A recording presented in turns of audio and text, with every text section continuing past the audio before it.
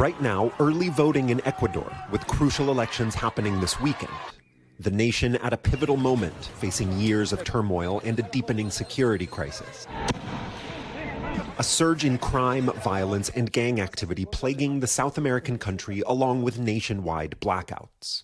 Ecuador, once a safe refuge for people fleeing violence and poverty in the region, is now among the top 3 most violent Latin American countries, according to Human Rights Watch. The organization saying the homicide rate spiked 8-fold since 2017. Riots across the nation's prisons. In 2023, a presidential candidate assassinated in broad daylight by members of one of Ecuador's most powerful gangs. And just a few months later, a state of emergency after a leader of that gang escaped from prison, sparking another wave of violence.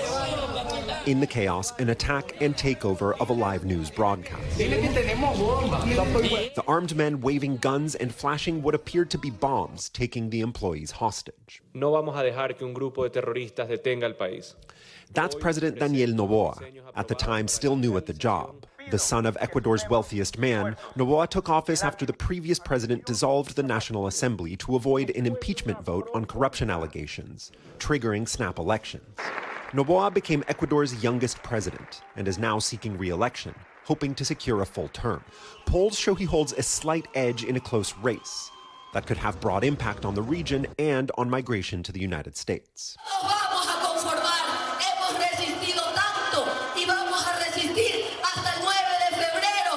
His main opponent, a little-known leftist lawyer until her party picked her to run for president, says Noboa isn't strict enough to combat crime. Ecuador's challenges with violence layered on top of an energy crisis, one of the worst dry seasons in recent history, impacting hydroelectric systems, leaving millions without power and 12-hour-a-day rations. Last year, more than 80,000 people in Ecuador were displaced due to safety concerns, according to a global humanitarian and development nonprofit, many making their way north. Panamanian authorities say Ecuadorians are now the 3rd largest group of migrants crossing the Darien Gap after Venezuelans and Colombians. Noboa trying to address the dual crises with new security measures, including deploying the military to patrol crime and a temporary solution to get energy from Colombia just before the election. Whether voters think he's done enough will be determined this weekend. David Noriega, NBC News. Thanks for watching. Stay updated about breaking news and top stories on the NBC News app or follow us on social media.